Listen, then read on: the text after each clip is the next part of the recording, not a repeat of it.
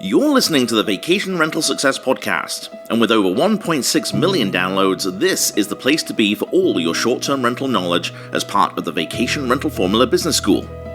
If you're a regular listener, you know Heather and the VRF B School team are now specializing in coaching and consultancy for short-term rental property management, and now with a laser focus on incorporating AI into your daily operations.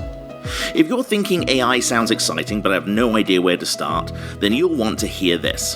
We're running a brand new series of free webinars designed specifically for short-term rental operators who want to get ahead of the curve without drowning in the tech overwhelm. Inside these sessions, we'll break down what AI actually looks like in a real property management business, from automating guest messages to leveling up your systems, marketing, and team operations. And if you've ever wished someone on your team could take the lead on all this, well, that's exactly what the AI Ambassador program is built for. The webinars will walk you through how it works, what you will be implementing, and why early adopters like you will be ahead of the industry curve. So pull out your notes app because you're going to want in on this. Visit the link in the description of this episode for more information or visit the show notes. Stay tuned as we'll talk more about this in the mid-episode break. So without further delay, here's your host, Heather Bayer. This is the Vacation Rental Success Podcast, keeping you up to date with news, views, information and resources on this rapidly changing short-term rental business. I'm your host, Heather Bayer, and with 25 years of experience in this industry, I'm making sure you know what's hot, what's not, what's new, and what will help make your business a success.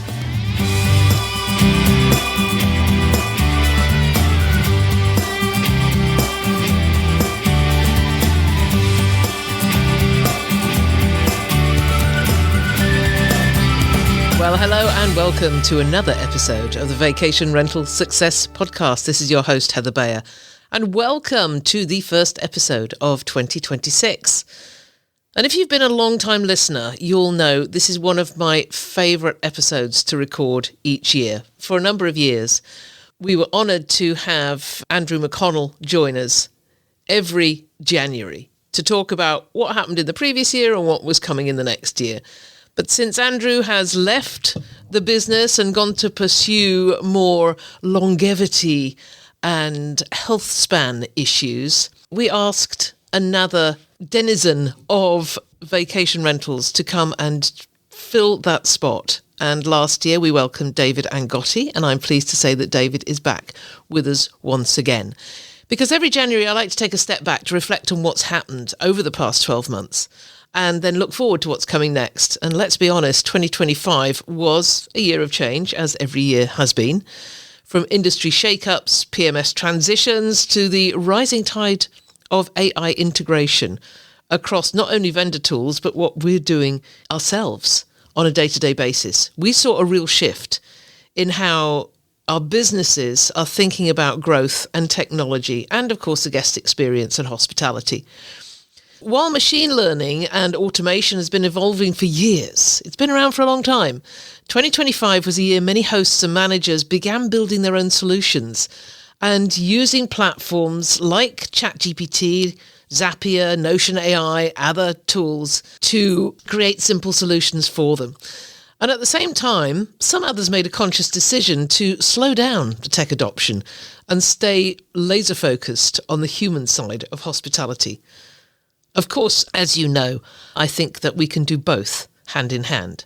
So what does that mean for 2026? Well, to help us unpack it all, David is joining us and we are going to explore what stood out in 2025, what PMS trends to watch for, how AI is reshaping the way we operate, and what David thinks that managers should be prioritising this year, from tech and training to design and guest experience. David is no stranger to change. In 2025, he moved from Guesty to Casago. He completed a number of ultra marathons, and all of these you're going to hear about. So it's a fast-moving industry.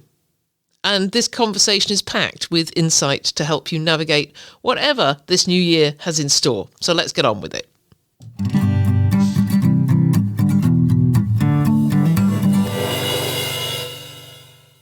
So I am super happy to have with me again in this New Year's episode David Angotti, now from Casago. David, welcome. Great to have you back. And now you're our regular for the beginning of the year.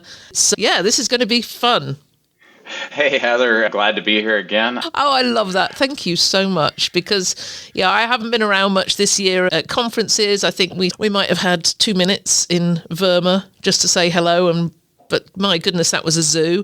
And haven't been to many others this year. So it is good to have this little bit of dedicated time. That's right. So let's catch up with 2025 has been just quite the year for the vacation rental space. And I know it also has been for you. So let's catch up a bit with you. For anybody who doesn't know who David Angotti is, I guess you should give a very brief background. Very brief, because most do. And then tell us what's happened with you in 2025. Yeah, brief background. Found my way into this industry by accident. So many people started out as a rent by owner. That grew into a property management company. We divested that property management company and grew it into an OTA, developed a few short-term rental neighborhoods along the way, and then sold the OTA to property management software, Guesty, and joined their executive team as chief evangelist, worked there for a few years, and now I'm at Casago's chief digital. So that's like the 20-second version. How'd I do with that? That is great, but that was quite the shift. I know you were doing such a great job at Guesty. And we spent time with you last February when we did the Stir Crazy event, and Guesty sponsored that, for which we were delighted to get the award at Verma for the best vendor marketing campaign. Yeah, you guys did a great job with that. The time at Guesty was a great time, and what incredible growth that company has seen and earned over the past 4 years that I was there, and now I've transitioned out of Guesty. But what I would say is so many great friends there, still such a fan of what they are building there, and really just so excited for the industry in general right now. When I look at the industry, I just see this new wave of opportunity that's about to start. Yeah, and now with Casago, what a year it was for them. Yeah, for sure. I read this book, this would have been about a year and a half ago, called The Fish That Ate the Whale. And it's an incredible book. This book is about this immigrant banana salesman that basically ends up taking over the entire banana industry. A great book. If you haven't read it, I need a recommendation for a book. But anyway, Steve, what he was able to do there was quite fascinating, to come in and figure out a way to, as a smaller operator, merge with this humongous whale of an operator that had a lot of legacy issues, really, a lot of problems, and start solving those problems one by one. And we're nowhere near done solving those problems, but the common thread in the solution has been returning the power to the local markets. And as we've returned the power to local markets, and we've already started doing that, when you take a group of properties in Daytona Beach, and instead of trying to manage those from Portland with a lot of layers of management in between, you hand them to a local Smitty who's just great at property management. Guess what? The reviews are probably going to be higher. You're probably going to do a better job at guest satisfaction and actually delivering real vacation experiences that change lives. So that's what I'm actually excited about, is as we return these markets back to local, excellent operators, we're just seeing a better vacation experience across the board. Well, I spent some time with Casago earlier in 2025 and was just blown away by the underlying philosophy, by the values and principles that Casago lives by. And it was so clear that these are so powerful. Yeah. That as they take on board these values, that things are going to change. They have to, they're bound to.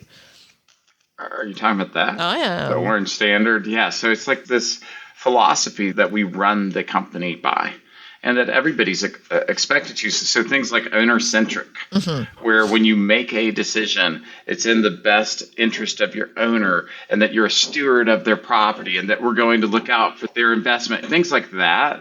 I think when you can take that type of a culture and permeate it in not just sound bites, but actual belief systems that everybody's governed by. And you start to see, I was in Portland last week at the office and saw employees with the book out as they were talking through a situation that was actually occurring, and they were looking at one of the letters in the book. Yeah. And so these become these North Star type principles that everybody can align. It doesn't matter if you're at the executive level or all the way down to a housekeeper or anything in between. We can align behind these things and hold each other accountable for them. So I do think that's part of the formula. And I think it would work for any business. I've been to so many property management companies, and I'm sure you've seen them too, where their values are slapped on the wall. It's just a list. You talk to people and say, what are the values? And they don't know. And being in an organization where everybody lives, eats and breathes those it's different. I haven't come across any other companies that have done that. Yeah. It's one of those things that I think sets us apart. It's something that every company should strive for. Mm-hmm. You don't have to start with 5 or 10. You can start with one guiding principle that really will drive every action that an employee takes. Mm-hmm. Because once you have that cohesiveness to your business arc, if you will, that cohesiveness can really start to produce results that when you're at odds with each other as you're trying to solve a problem, then you just start to fail. It could be as simple as at Smoky Mountains when we had the property management company. We only had a few, but one of ours was treat every owner like they are the only owner. Yeah. It's not that different than owner-centric at the core, but what we said was when you treat every owner like they are the only owner, then when you're with them, that's all that matters. It doesn't matter if you have another appointment after that. It doesn't matter what else you had planned for that day. We are treating that owner as if our very existence depends on that owner's satisfaction. And similarly to owner-centric, what that did was prevent owner churn, which stabilizes the business, which then produces properties that are more guest friendly because the owners will listen to you when you need to update a property or when you need to adjust rates and make sure they're in line with what's fair in your market. Mm-hmm. And so all of these things start to play out and they intertwine with each other. That's the beauty of this. The owners are connected to the renters through us, whether or not we like that. They are all interconnected. Yeah, I loved our owners. When I had my own property management company, my relationships with the owners were top of my agenda all the time.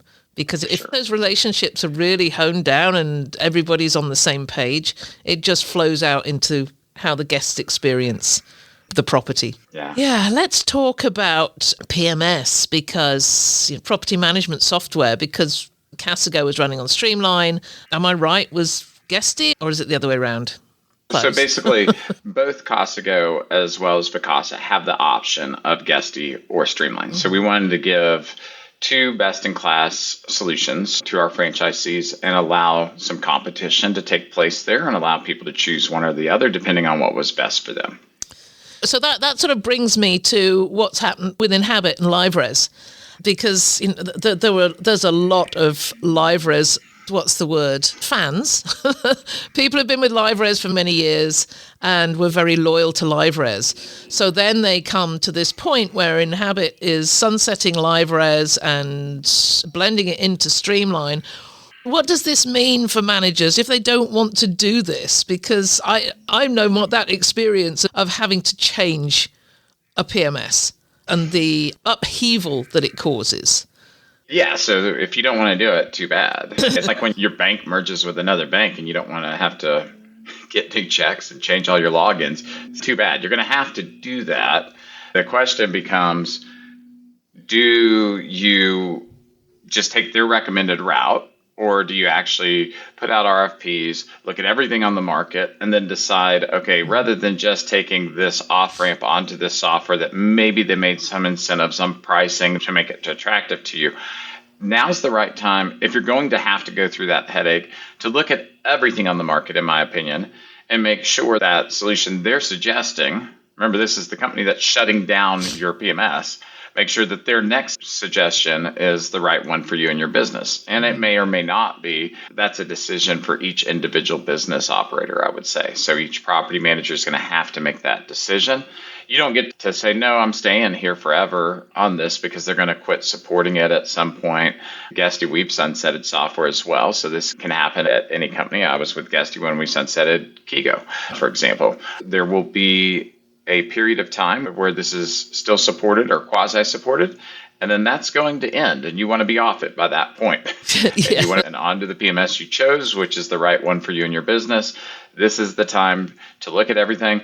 I would say, as you're talking to different companies, look at what their onboarding timelines look like. If they're like, hey, we can onboard you versus 4 months, that tells you a lot about how their customer service is going to be. Like, how are they at capacity right now in serving customers? Not out of desperation, but out of solid processes, a large team, things like that. They're probably more prepared to handle the influx of customers that they're getting, because a lot of the best-in-class PMSs are getting an influx out of this live res problem. Yeah, the exhibition hall at Verma always blows me away, the amount of vendors there are and the amount of PMS options there are. So what makes one stand out above another these days? Is it very dependent on the amount of properties you have, or should you be looking at different features and maybe how many AI features? Yeah, I think at a high level, everybody's going to say they have AI. That's the buzzword. People want to get new investments. People want to get sales. So it's like, we have AI, or AI is the future, or wow, you're really intelligent. AI is the future. Thanks. These kinds of statements don't help. It doesn't help to say you're the best PMS at AI. Like, what helps me if I'm making a decision is when I start talking to customers that are of a similar size to me. Let's say I have 50 properties. I'm going to try to find other property managers, maybe with 25 to 75 properties or 20 to 100 properties, and start talking to them. What are you using today? What do you like? What do you dislike? And then I think maybe the single most important question is, how many new features that solved problems for you did you see shipped by your PMS in the last year? Like, how fast are they shipping new features that actually make your life better? And if you're like struggling to name 5, then you're probably not going to want to stay with that PMS if you're the person that's struggling, or switch to that one if you're the person talking to them. You want to find the company that's both stable, with a large customer base, a large employee base, funded, all of those things, but also shipping features on a regular basis, making the product better, investing in the product.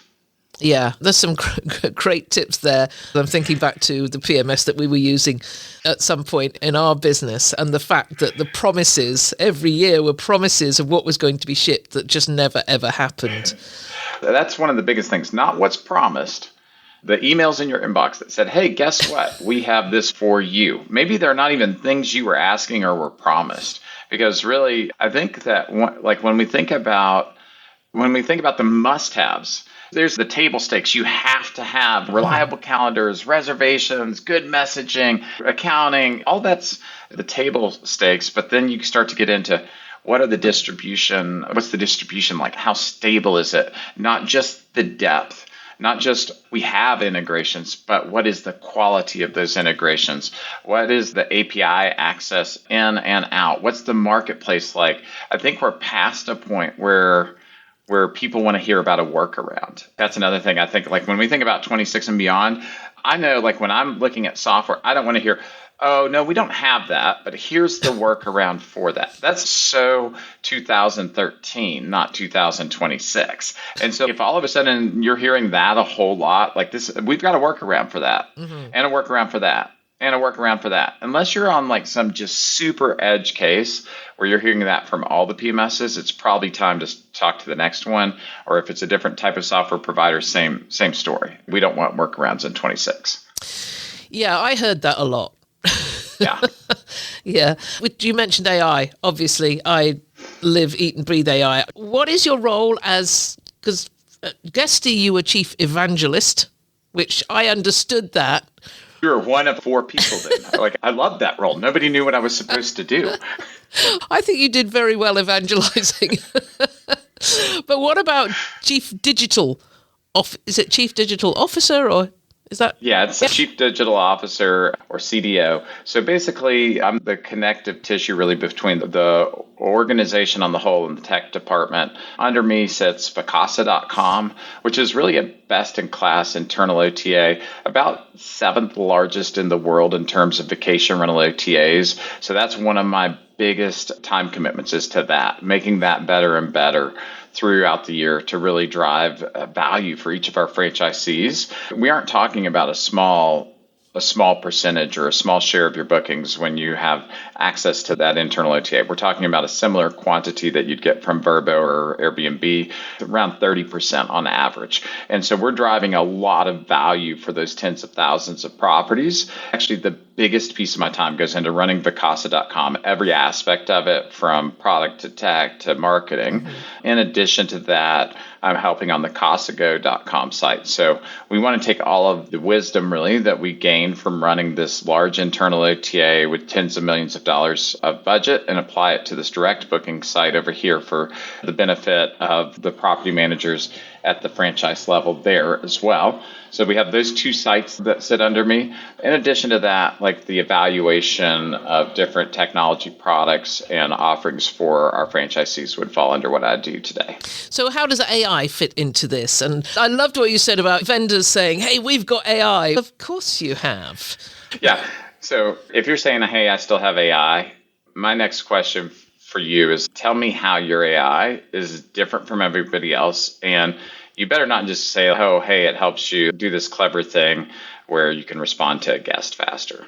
I think 2026 becomes the year where the people that make a lot of money with AI stop thinking of it as ChatGPT, the new Google. This is cool. I asked it this question and look what it said about me or about something. And then they send that to somebody else. It's like the forwards of 2025. Like we went through email forwards once already, but like this whole like phenomenon of sharing what ChatGPT told somebody, I'm so over that. I don't want any of my friends to ever send me what ChatGPT told them. I barely want to see what it tells me. I definitely don't want to see what it tells you. I think this becomes the year where the winners start figuring out how to connect multiple AI tools together, sometimes maybe 2 or 3, sometimes 10 or 20, to create outputs that actually drive real value and these unique selling propositions for them and their business. I'll give you an example. Right now, we demoed at CasaCon 2 months ago, this tool that we created to interview homeowners. And it interviews homeowners to find out more about their property, because what we found is most of the listings as an OTA back at StaySense, still at Vacasa, most of the listings were written by a low-level marketing intern. And they're probably looking at the past marketing description and trying to rewrite it a little bit, like going through the photos one at a time. They write these descriptions that are somewhat accurate, definitely don't trigger anybody's emotions, and just are And so what we did was we created an interactive phone interview tool that is so personable and feels so real that after I demoed it on stage, my number one question was what call center we were using. And it basically starts to converse with the owner about their property. And it asks questions like, when you walked in it for the first time, why did you know that was the property you were going to buy? And so it does this whole interview with them. And it's cognizant of when they start to rush and answer that they're probably out of time. And it will even give them the option to end early. It will ask them about the layout, how the parking situation is. A lot of the questions that they don't have answered in the review currently, that the guest doesn't have answered today, gets answered by the end of this interview. So it takes that along with all of the information from the PMS and the current listing, the reviews. And so like a negative review, it'll ask the owner about it. And so then it pipes it into what to love. These are the emotional reasons you would book that property, what to know, maybe the things that were negative, like it's a steep driveway, but then it may frame it in a positive light. But at the top of the street, at the top of a steep driveway, you're right next to the entrance to your property with plenty of parking. And so it'll take the negatives and frame them in a positive light. That becomes the what to know. There's certain layout questions that have to be answered every single time. A multi-generational property is going to have different questions than a 2-bedroom property. Basically, we created this backbone, we call it, of 22 AI tools, all plugged in together, everything from voice solutions to deep research solutions to authoring in voice solutions. And we made it in a way we can pull one out and plug another in. And that way, if anything becomes too expensive or a product ceases to exist, we can just swap that out. So the proprietary piece becomes the backbone, along with the prompts and the guardrails. And then the agent can have some autonomy within those guardrails as it conducts the interview. You take this complex solution or seemingly complex solution and do a very simple task and do it better than a human being has done in the past. I think that's where we're going. Yeah, and I recall going out to hundreds and hundreds of properties over my 20 years and probably never asking the full amount of questions every time. And always coming back from a owner visit and thinking, I never got to that one. The solutions these days that allow us to do that, to make a better job of it, are just amazing. Now, for the majority of people who are listening to this, they're going to go, I don't have the stuff that Casago does and the scope of using multiple AI tools, and I don't have those skills. Where can just the regular property manager with 10, 20 properties start? Yeah, I think that building, like for that example, you could build the perfect listing.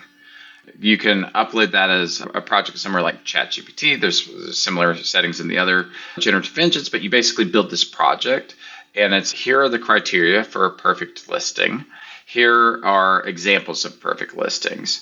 Here is the minimum information I need every time for a listing. Here is the output that I want for the listing. Here is the voice that I want it written in. Mm-hmm. And so rather than just going in and being like, rewrite this listing and dropping a URL in, which that's what most property managers do, you could still create a pretty good listing with only ChatGPT and one email to the new owner. Mm-hmm. And so basically you put that in, ask it what's missing. What are the 5 biggest things that are missing from this description? Now you send that. You can set up a type form, a Google form, whatever. You send it to the owner. Hey, we've got most of your property listing ready. We have these 5 simple questions. And then those 5 simple questions populate the rest of it. And now you've used a little bit of AI, a little bit of humanity, a final editor on the process, and you've now standardized your listings and answered guest questions, which helps you perform better on every OTA. So that's a real simple way. If we wanted to go up a level, let's say you're taking phone reservations still. Start to dump those transcripts or those audio files in and have them analyzed based on who's doing the best job. Maybe Rachel does a much better job than Robert. Dump Rachel's audio files in next to Robert's in separate files and ask, hey, what is Rachel doing differently than Robert? Why is she converting more? It could be the same on owner sales. Where is this breaking down in the owner sales process? All using audio files, call analysis so you understand on your sales calls and your owner calls what's working, what's not working. Knowledge bases, creating those for your team. That's another really big one and easy one. And then I would say content has never been easier to create. Most of it's slop that I wouldn't ever publish on my site. Think about it from a standpoint of how do you use this to create content that's helpful that you would give to a friend? Not like, how do I rank for a keyword and put this thing up that I just clicked 7 buttons to make? Instead, how do I create a process to drive additional value for end users that are visiting my market that I would not let somebody visit here without seeing? Yeah, exactly. That's the knowledge base. Yeah. Where we did it about a year ago and finally got around to pulling everything for our business together, our SOPs and our avatars and the values and the mission. And Mike and I sat there and talked about ourselves and our background in the industry. And we recorded it and everything got put into one document. And that over time, it's been fixed a little bit along the way, but we have this one big document which we call the Business Wiki. And everything we do, particularly those I've done solo, so it has my voice. So it tends, if I'm creating content, it's not producing slop, it's producing something that's coming out in my voice, exactly as I would say it. And I think this is what a lot of people are sidestepping, because it's quite the job, is to get all your information in one place, create a really solid knowledge base. So on that note, when I'm thinking about processes or knowledge base, I think that people too often miscategorize employee training processes, all of this is an onboarding thing. And in reality, it's this micro training event that should be happening every single week. A new process is going out to the team, a 15-minute this thing. And so how do we start to create those easily and at scale? It's never been easier than right now. So right now, I can be on a run and take a voice memo of something that's on my mind. That's a pretty complicated topic for most people. I can start to describe it in 5 minutes in between like hard segments of a run. I can literally transcribe this into my phone. I get back, I upload that into Notebook LM. Now, 2 weeks ago, Notebook LM rolled out presentations in addition to explainer videos. Now I can have an explainer video that's like really slick with like whiteboarding and everything. Take that distribution idea and it's pretty good on prompt 1, good enough to hand off to a team. And so if you're saying you can't make a process, you're telling me you can't make a voice memo or you don't have the intelligence to start with on the topic. Because if you can articulate a topic well, you can now upload that MP4 into Notebook. You can do all these different things with it, but my favorite is the presentations. It spits it out as a beautiful presentation. Yeah, and then you can actually take the presentations into Canva. Exactly. Yes. Yeah, might be doing that for tomorrow's presentation. But yes, it is my absolute favorite tool, just to dump everything in there and just... Yeah, and they aren't done with it. Again, just 2 weeks ago, they rolled out a bunch of new great features. That's one of my favorites. We want to take a quick break here because if you're running a short-term rental business today, you've probably felt it. The industry is moving fast. Faster guest expectations, tighter margins, and now a wave of AI tools that promise the world. And if only someone had the time to figure them out. That's exactly why we built the AI Ambassador program. Think of it as training your very own in-house AI leader, someone on your team who knows your business, knows your systems, and can take the lead on implementing AI in a way that actually saves time instead of adding more noise. Over 8 weeks of live training, your ambassador learns how to uncover bottlenecks, evaluate pain points, map how work actually gets done, and identify where AI can make the biggest difference. They'll build effective prompts, create AI-powered SOPs, strengthen team communication, and choose the right tools to make daily operations smoother and more efficient. Then they get 9 months of group coaching to keep the momentum going and help you avoid the "we learned something cool but never used it" trap. And because so many managers are asking for support right now, registration for our next intake is officially open. And if you want someone in your company to confidently lead the AI transition, instead of everyone guessing their way through it, this is the moment to step in. The truth is simple. Early adopters here will be ahead of the industry curve. Register for our upcoming webinar series using the link in the show notes to get some quick AI wins and a taster of what your AI ambassador will become a master of. Trust me, this is the kind of hour that pays you back every single week.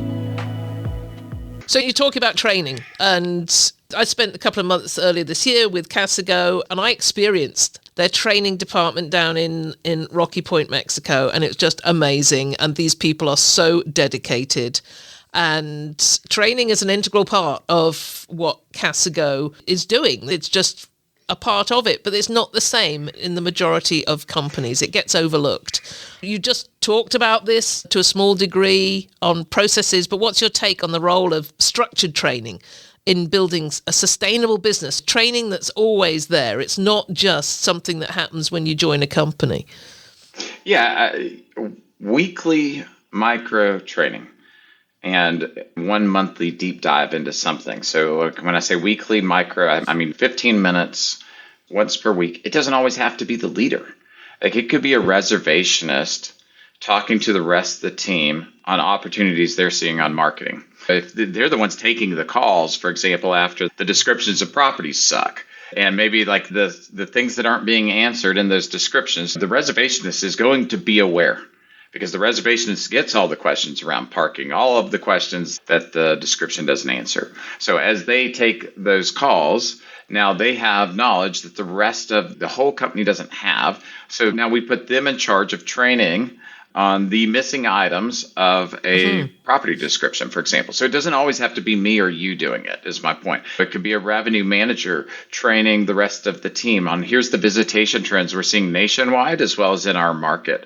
That way, after the revenue manager holds that session, then the business executive is thinking a little bit different about pacing. All of these people start to think differently because one subject matter expert within the org does a weekly training.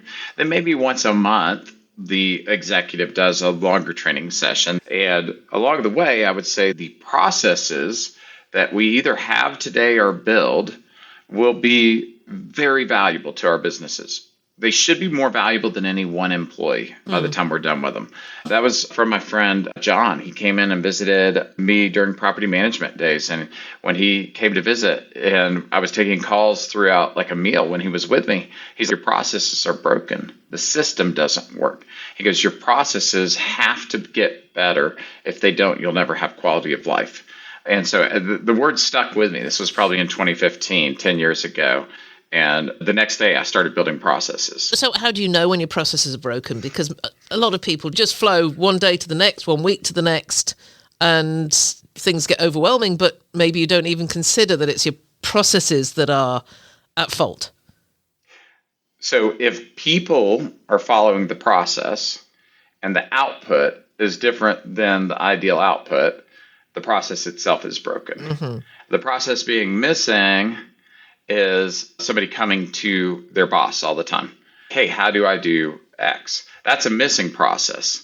But a process that's followed and produces the wrong output is a broken process. So processes, standard operating procedures, are they one and the same? That's a good question. I don't think I've ever been asked that. I think they could be different. I'm trying to think of an example. That's a tough question. We're trying at the moment in our business to standardize our SOPs so that they're very clear and they're documented. But then I'm wondering if that's what you're meaning when you talk about processes. When I was a pilot at NetJets, we had standard operating procedures, and that's how we would fly the plane day to day, like all these different things, like the SOPs that would actually govern quite a bit of what we did.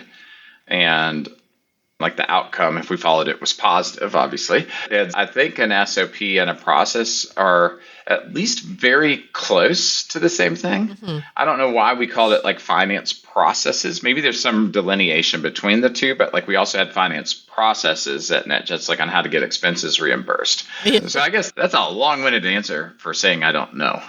Yeah, I remember my husband was a navigator in the Air Force for 35 years. And I remember him doing some sort of exam prep. I'm going back probably, we've been married 45 years, so probably going back 40 years here. And I remember helping him out with these, what to me now would be SOPs. As you're rolling down the runway, this is what happens.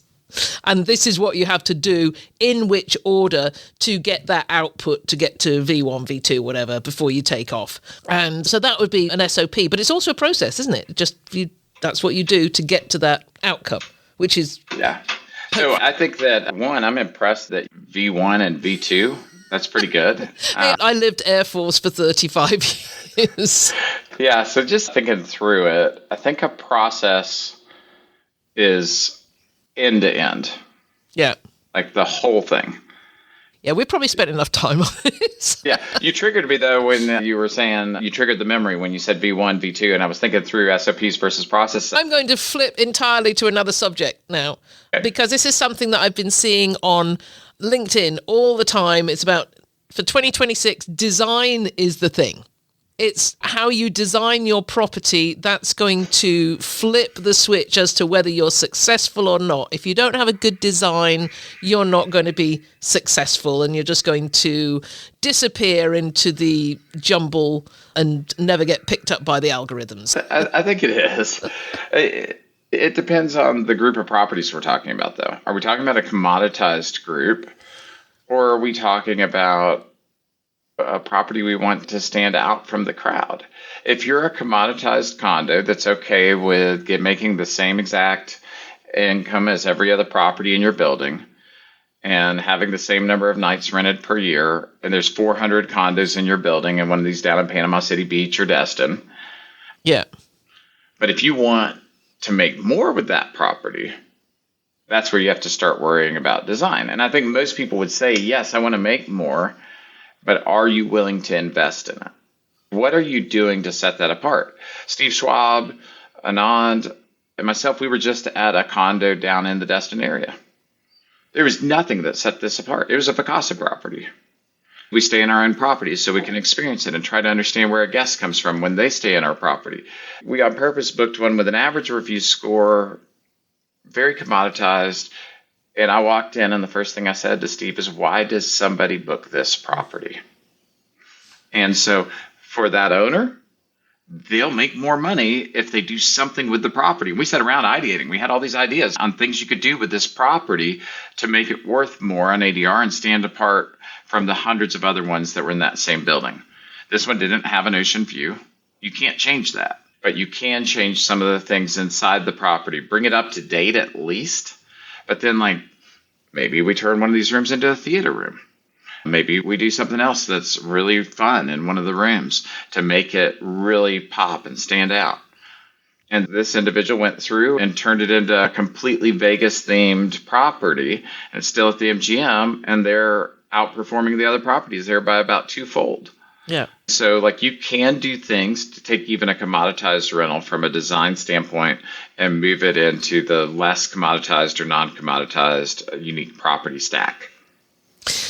Oh, gosh, that just takes me back to my early days of property management and moose and loons and bears. That's what everybody had in Ontario cottages at that time. That was their elements of design. Things have changed dramatically since then. But yeah, it just took me back to the old bear throws. But yes, I think you're right. The place I stayed in Berlin last week was purpose-built, Airbnb style apartment, but the architecture was amazing. The exterior of the place was so stunning that as you walked down the street, you knew exactly which building was yours. And yeah, obviously you can't do much about the architecture if you're buying a property within the building.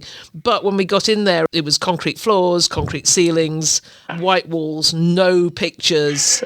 It was a place to stay. That was it. And it was comfortable. And I gave it 5 stars because it was really comfortable and had a really deep bath, which means a lot to me. But there was nothing that made it stand out apart from that. Yeah, and I do think there is an important idea here. There is design that optimizes for bookings, and there's design that optimizes for stays. And those aren't always the same thing. And so blackout shades, a quiet HVAC system, those types of things, it's probably not going to help you get many more bookings. Mm-hmm. The bookings are going to come from the photogenic aspects of a property, the colors that are in the property, how is it laid out for making it obvious there's a working area that's going to be quiet if it's somebody trying to work while they're on vacation, to show this is going to be a good vacation. It's going to work for you and your family while you're here. Those things, in addition to like wow, that's pretty, that's the thing I want my friends to know I stayed at. Those are what create the booking. Once you're in the property, how comfortable is the mattress? Did I sleep well? Do we have good pillows? That stuff matters.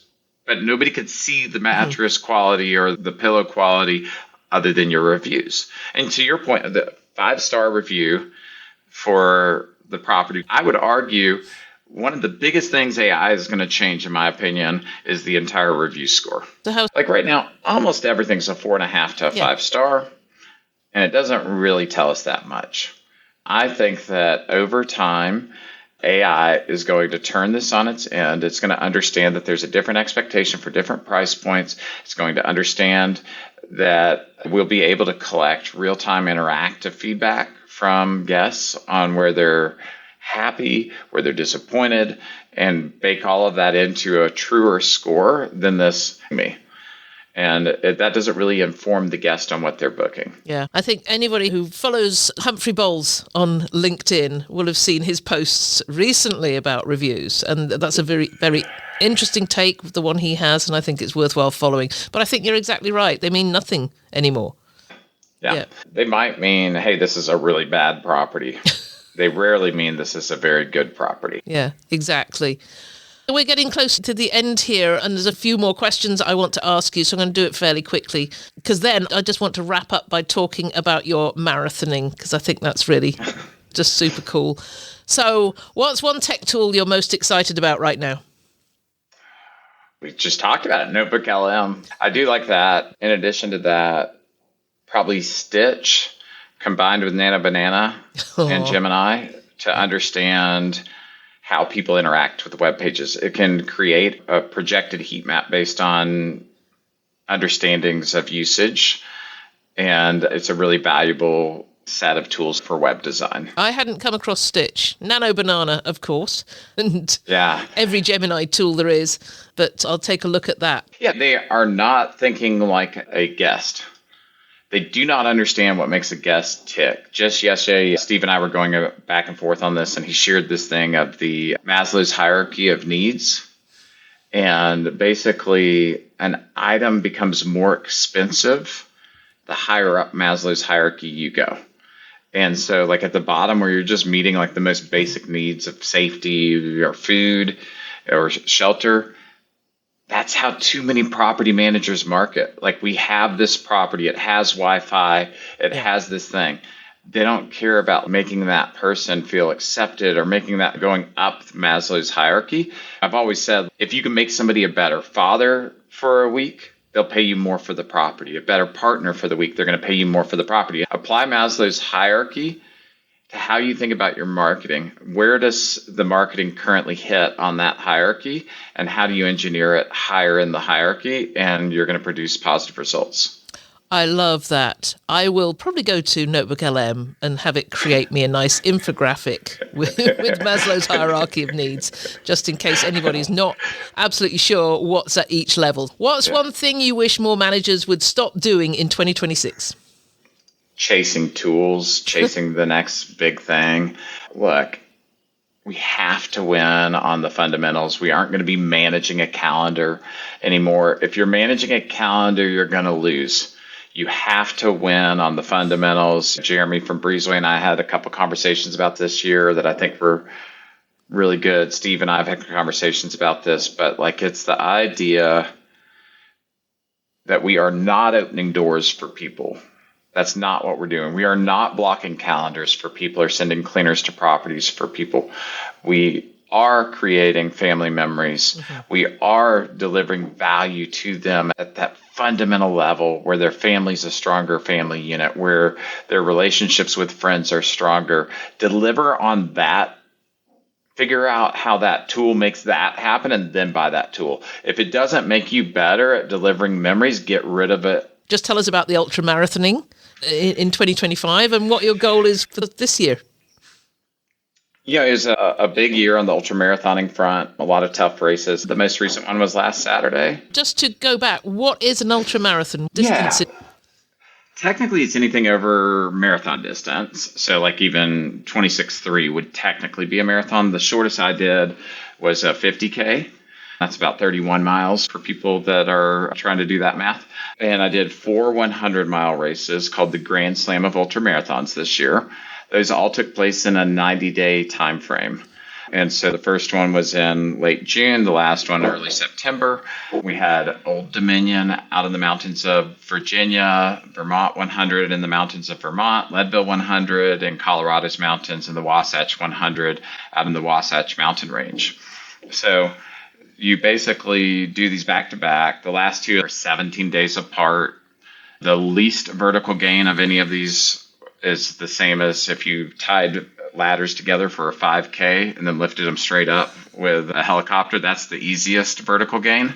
So this is not an easy challenge, but that was the biggest challenge I took on this year. Lots of other ones that were a lot of fun. Went out to Badwater 135 with a friend of mine, Brian, and paced him for 40 miles through Death Valley. That was very interesting, but a really fun year running. Wow. Yeah, that's all I can say for that. So what are you going to do this year? How can you top that? Are you going to? I'm not trying to top last year or this year, whatever we're in now. 2025 just ended up being one of those magical things where I ended up winning that Grand Slam of ultramarathoning. That wasn't my intent. It happened. All of the things just fell into place just right. Next year, I'm really planning on making sure running stays fun. Mm-hmm. Towards the end of Grand Slam, it wasn't fun anymore. It was frankly painful, hard, and it's always those two things, but in a way where it just was like I dreaded the last race, and I'd never had that feeling before. So I actually took some time off after that, recalibrated, and canceled a race that I was planning on doing next year because I thought through it, and that's not going to be fun.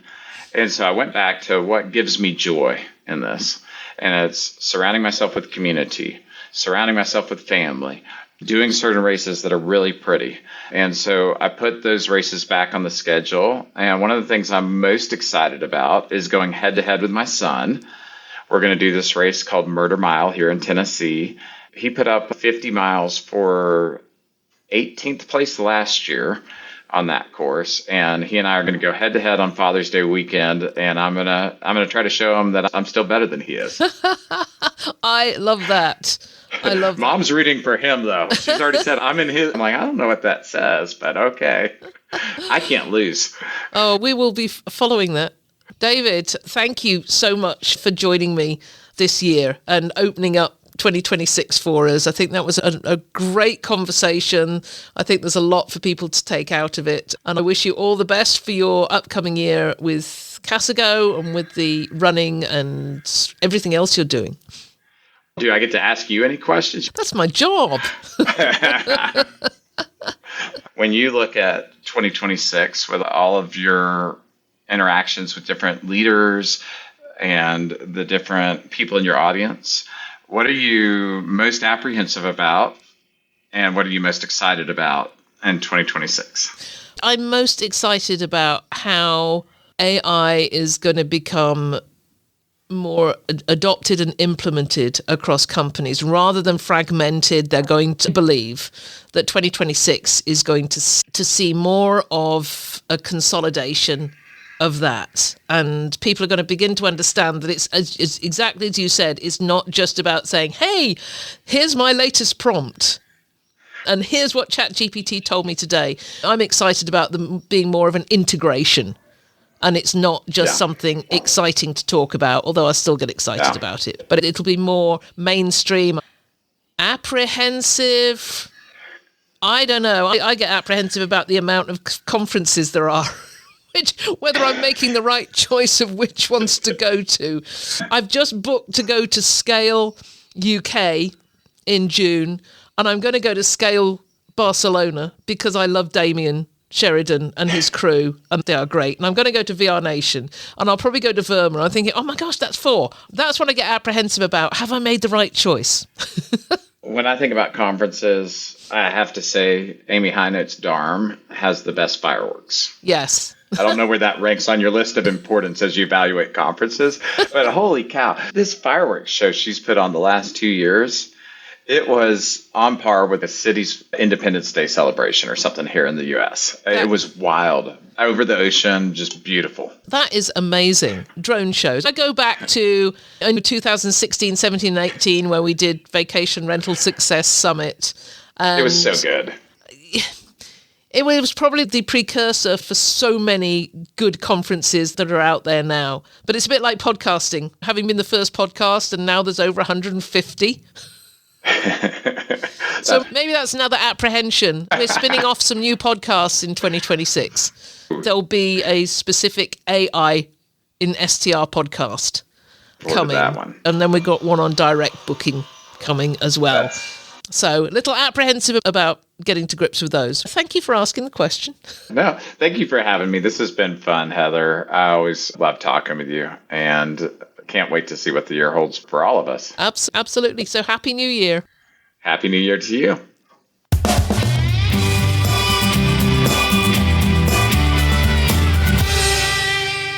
Well, that was great. Thank you very much, David Angotti, for spending that time with me today to bring us into 2026. Sounds as though it's going to be exciting for him. It's certainly going to be exciting for us. There's a lot we're doing right now that you're going to hear about over the next couple of weeks. You'll be hearing about the AI Ambassador Program that we are releasing shortly, together with the Thrive Essentials course, which is a course for people new to the vacation rental industry. And that is up and running, ready to go. And then we'll also be talking more about our Straight Chat community, where Straight stands for Short-Term Rental AI Technology Community. And it's a lovely little community where we get together and we talk about anything to do with the AI. I've been talking a lot in there about Notebook LM. And, as you heard from David, something that he uses, I use every single day. And it's just something that we've been sharing in the community. And then finally, we are building out our consultancy program. We spent time with some wonderful companies back in 2025, still working with them in 2026 to help grow their businesses. And we are actively seeking new companies to work with, bringing all our AI capabilities and experience to bear to make that growth happen for you. So you can get in touch with me at any time at heather@vacationrentalformula.com.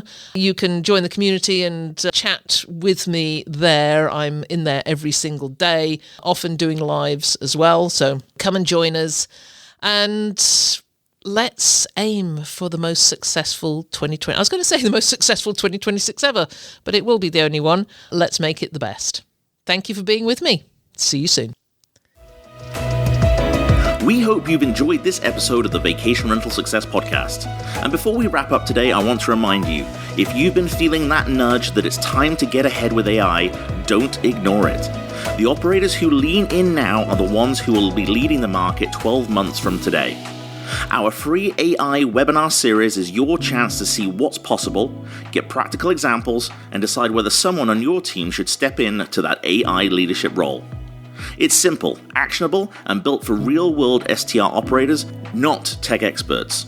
The link to register is waiting for you in the description of this episode on your smart device and in our show notes. Go grab your spot now. It's been a pleasure as ever being with you. If there's anything you'd like to comment on, then join the conversation on the show notes for the episode at vacationrentalformula.com. We'd love to hear from you, and I look forward to being with you again next week.